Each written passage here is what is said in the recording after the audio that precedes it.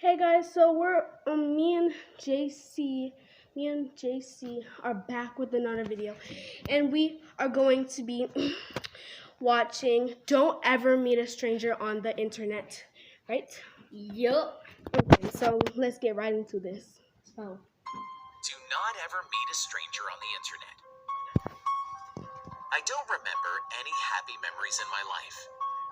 My depression was getting worse day by day. I wanted to die. dang. However, I wanted to live. You must be depressed. It's ironic. Probably. I wanted to regain my will to live. This dying life sucked. So one day I posted on the internet. Basically. I wanted to commit suicide. Oh. Everybody was just saying stereotype things. Life is beautiful, love yourself, blah, blah, blah. Calm down. Then suddenly, I saw someone's comment caught my eyes. What? I'll make you want to live for 100% Yay! sure. Oh no. It was Yeah, they're gonna interesting. end up killing him. So I replied, Literally. ow. Then I saw another reply. We have to meet first. No. That's the only way I can cure you. It's up to you to believe or not. But Bring just keep in someone mind with that you your or something. choice can change your life. Please. We exchanged contacts and met soon. The man was more handsome than I thought. He was kind and trustworthy. He led me to his house. The house was like an abandoned one. There was nothing inside. No, this looks bad. Now it's simple. I'm going to kill you. If you want to survive, you have to kill me first. Dang. What? Are you insane? No way, I'm going home. You said you want to live. This is the best way. Just trust me. Then he took out the knife from his pocket. I said, no, don't do this.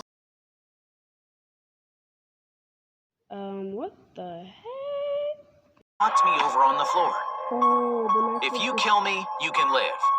And you get your will back to life. How is it? I'm your savior. Oh, you don't have to appreciate it. So stab me or you're dead meat. My body trembled. I've never felt this fear in my life. Hurry, stab me. He then started punching me like crazy. It just sounds like he's A smacking massive him. pain rushed like a flood. I kicked him and he fell back. However, he jumped up and rushed back to me. He kept yelling at me to stab him, and this time he even bit my leg. I tore off his hair desperately to pull him off. What the heck? He wouldn't stop when his hair fell out, and I could see a hole from his top of the head. He was literally like a dog, and I felt the blood flowing down my legs vividly. Dang. He didn't stop. Him. Whenever he kept biting and hitting me, the memories of my life and all the faces of my family passed before my eyes. Being terrified, I cried and begged him. Help me, I don't want to die, please. Then he stopped and stared at me. This time, I knelt down and begged again. Do you want to live? Yes. Yes, please, please. His expression slowly changed mildly. See, you are saved. Now, you do want to live. Yes, now I'm all good. I want to live. Please let me go. He looked at me quietly and said with a smug look on his face as if he had done something great. Wow. Hey, remember, I saved your life. So don't you dare call the cops. Then he left. After that, it took me a long time to get back to my daily routine after getting treatment. I've been hospitalized and I'm also still in psychiatric care. I eventually ended up reported to the police and they tracked him. Then he was found stabbed and horribly murdered at home. It turned out this man was stabbed to death while assaulting another person. The person who stabbed him was also seriously injured and is now in critical condition. According to the police, more than 18 so he does this a people lot? have been found to Dang. have been assaulted He really does by this this a lot. man so far.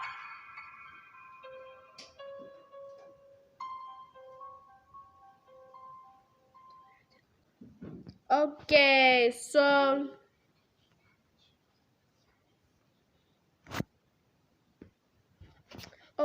so we are going to go to the next one, which is okay. So we are going to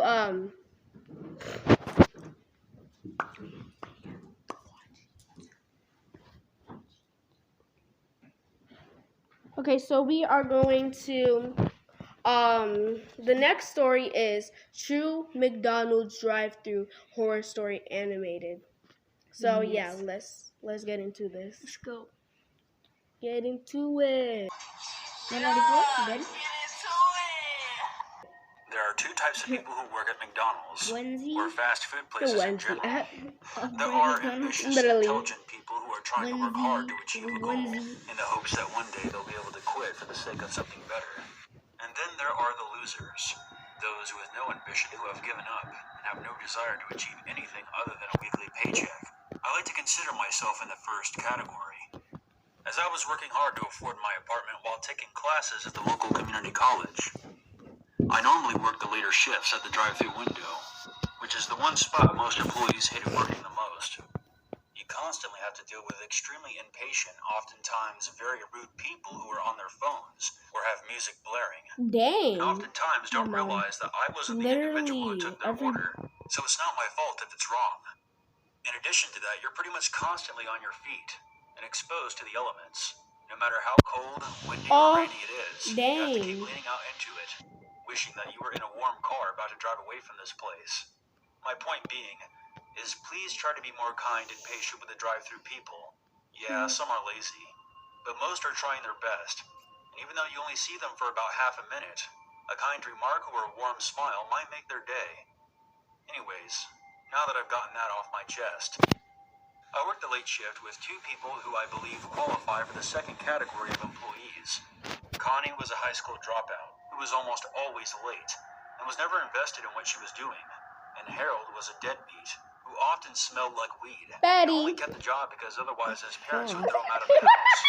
He was 32 He years was old. drunk. He said, So one night I was there after 11 p.m. by the drive-thru window on an extremely cold Kind of January like night, Wendy's. flipping through the pages And of my McDonald's. class notes and Yeah. trying to keep warm by the fry machine.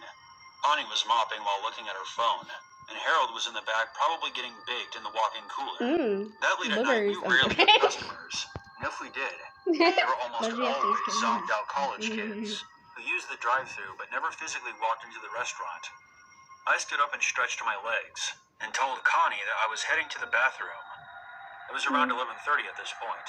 11:30. I came back less than 5 minutes later, with Connie more or less in the same spot that she was before. Dang. I walked past her and turned the corner to return to the window, and froze dead in my tracks. There was a bald man in white face makeup and a black hoodie standing directly outside the window staring in. His eyes were wide. That is Blank expression that way. What scary. kind of trouble can I create? The figure made direct eye contact with me and smirked, and slammed his palm against the window. I had no idea what to do, and inside my head, the words clown, mime, psychopath, danger, and death all exploded like fireworks.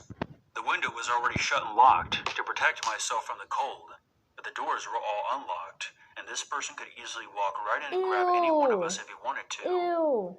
In my head, I kept Ew, referring that's so to it as scary. he, but honestly, I had Ew. the Wow. doors were all unlocked, and this person could easily walk right in and grab any one of us if he wanted to. In my head, I kept referring to it as he, but honestly, I had no idea what the gender was.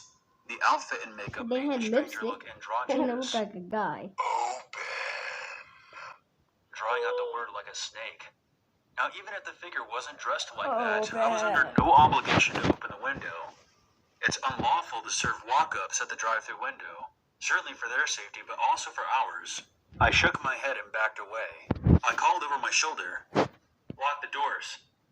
The whole time, this figure didn't break eye contact with me, and to the best of my memory, I don't even remember it blinking.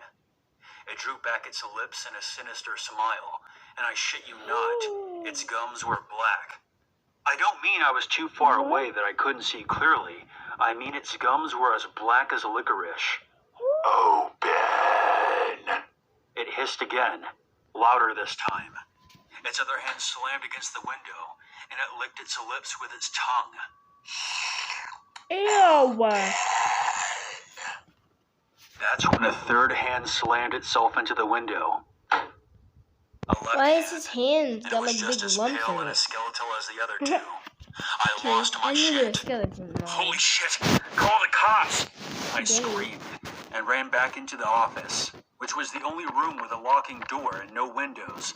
I heard Connie scream, "What the fuck?" And she dropped her mop and flew across the room and made for the back with me. All the yelling attracted Ew. Harold, and I shoved past him into the office and told him to look at the security camera. Sure enough, the white-faced creeper looked to have What 3 the hands on the heck? window and was tilting its head back and forth, Oh. perhaps trying to discover where I ran off to. We locked the office door and called the cops, explaining to the operator that there was at least 2 prowlers outside acting in a threatening manner towards us. One. I kind of expected it to be over after I called the cops. If it was a prank, they would run once they realized they scared me enough to call 911. But it didn't end there.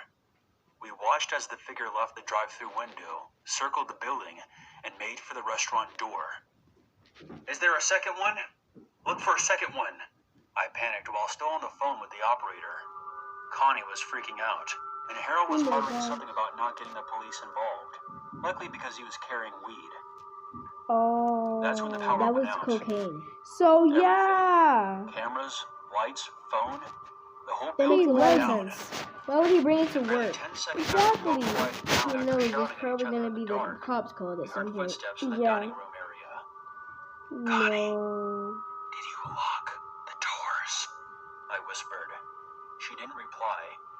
I think she had her hand pressed over her mouth. "Open."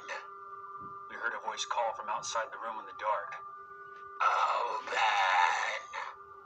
The shout came at least 3 more times, circling from the kitchen to right off the hallway where we were hiding.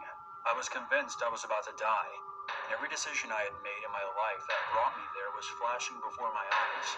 We heard footsteps pass the office. After another few minutes, we heard the wail of police sirens outside, and at any moment, we expected to hear gunfire and the police shouting at someone to get on the ground, but we never did. We waited until the police identified themselves and opened the door and ran out into the parking lot. Since the power was down, we couldn't show the cops the security footage, so we just told them what we saw. They swept the whole building and said it was clear. The owner of that particular franchise store showed up about an hour later, after Harold and Connie had left. I waited for the power Literally, to be restored, after so that, an I'm officer could quitting. escort me back inside to collect my belongings. The next day, my manager called me and asked me to work the night shift. I asked him if the creep from last night had been caught. When he said, "There was no creep," I told him I quit and hung up the phone. This story is completely true. I have no idea what caused the power outage, which apparently erased all the security footage from the day. Without proof on video, my manager and the cops concluded that it was an elaborate prank. But that third hand still bothers me to this day, even more so than its hungry, inhuman eyes. Sure, it could have been a prank, but I wish someone would just confirm that for me, so I can sleep again. Keep your windows locked at night, and if you hear someone tapping from behind the curtains, don't open them. That's not tapping, that's booming. Exactly. But that is the end of the video, and we'll see you next time. Bye. And